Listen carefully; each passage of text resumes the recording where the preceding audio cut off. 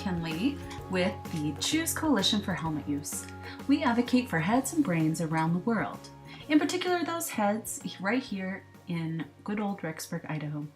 We do this by teaching you the importance of wearing helmets correctly every single time you ride. Today on the Hope for Helmets podcast, I want to talk a little bit about the impact of crashes, both physically and financially, as well as some of the benefits that come from strapping that silly little contraption on your head, your helmet. Let's start with some statistics. So, every year, nearly 1.2 million people die as a result of road crashes, and millions more are injured and disabled. So that puts road traffic injuries as a major public health problem and a leading cause of death and injury around the world. Motorcycle and bicycle riders are at an increased risk of being involved in crashes. Why do you think that is? Well, it's because that they often share the traffic space with fast-moving cars, buses, and trucks, and also because they are less visible. In addition, their lack of physical protection makes them particularly vulnerable to being injured if they are involved in a collision. What makes it so dangerous to be involved in a crash or accident as a bicyclist or a motorcyclist? I'll give you one hint.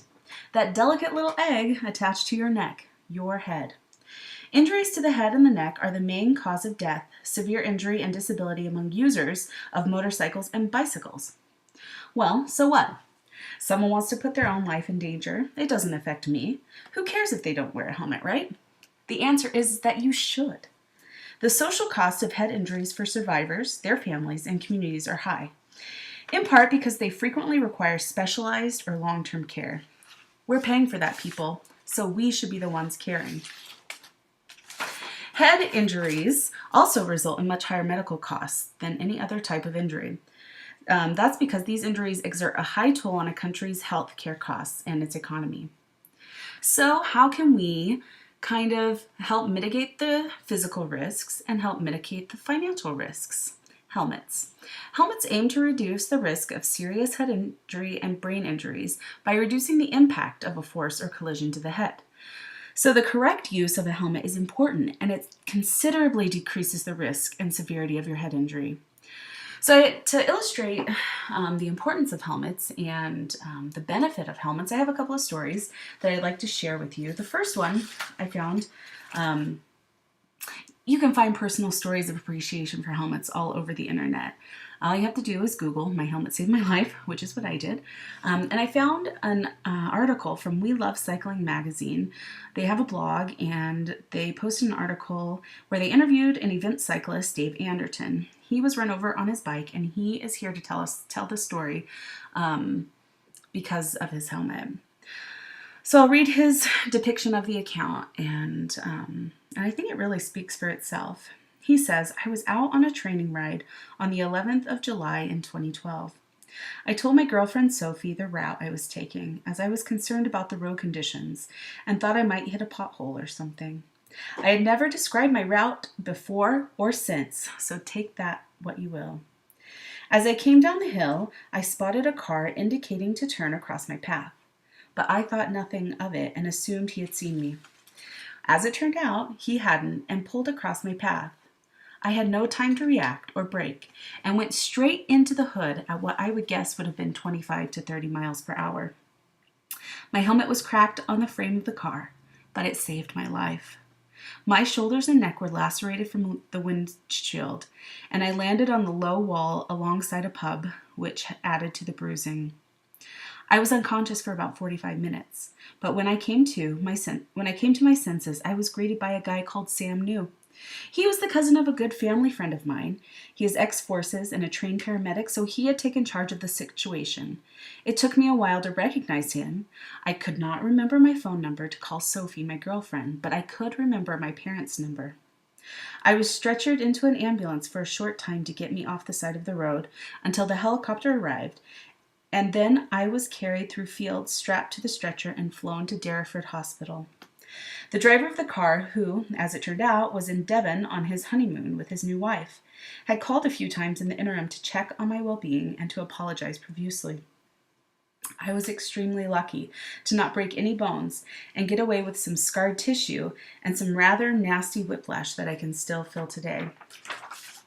They asked him in the interview, "What would you say to other cyclists about wearing a helmet?" And this is important, and I want you to listen closely.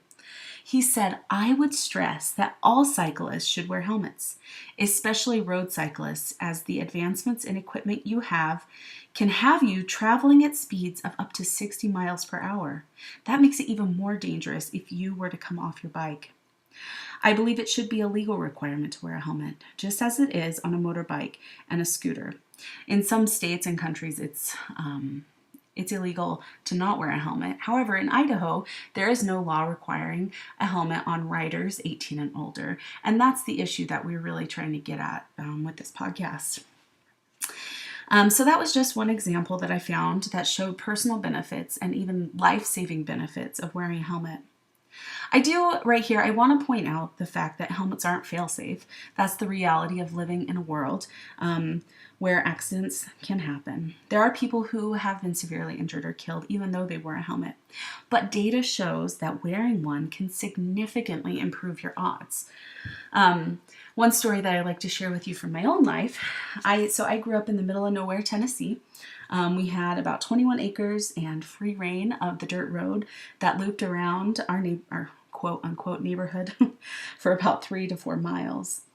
So it was a perfect situation for dirt bikes, and we had them, we rode them, we loved them, bless my mama, we weren't even allowed to start them until we had our helmet on completely and properly. And man, I tell you, I am so thankful that I was able to learn that from an early age, how important they are. Unfortunately, the true appreciation of my helmet really didn't come until I realized that, I realized what might have happened had I not had my helmet on. So we had about a mile-long track that looped on our acreage, and there were several areas that you could get up to some pretty good speeds, and as you'd have it, they were also the gravelly spots. One day I came flying around a curve into the gravel at a pretty decent speed, and my back tire slid out from under me. Somehow this flipped me over sideways, and I landed directly on my face.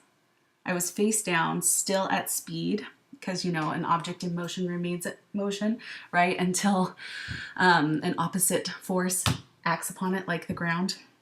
So at speed, I hit the ground face down, and I rolled multiple times with the bike on top of me. So I was pretty sore afterwards, but I know that my face shielding helmet saved my life. I didn't have a speedometer on my bike, but I would have guessed I was going around 55 to 60 miles per hour. And so the first thing I saw was the ground, and had I not been wearing my helmet, the first thing the ground would have seen was my face at 55 to 60 miles per hour. And I don't think that, of course there are miracles. I believe in miracles, but I think that, whacking the ground that hard with your face is probably, it's not going to have some very good outcomes.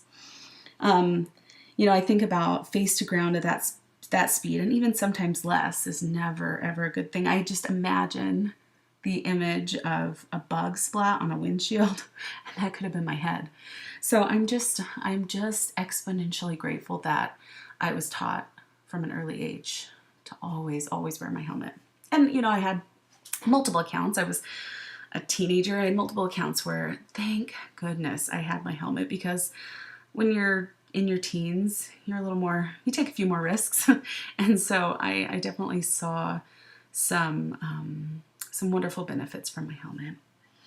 So according to the Idaho Department of Transportation, Memorial Day marked the beginning of Idaho's 100 deadliest days.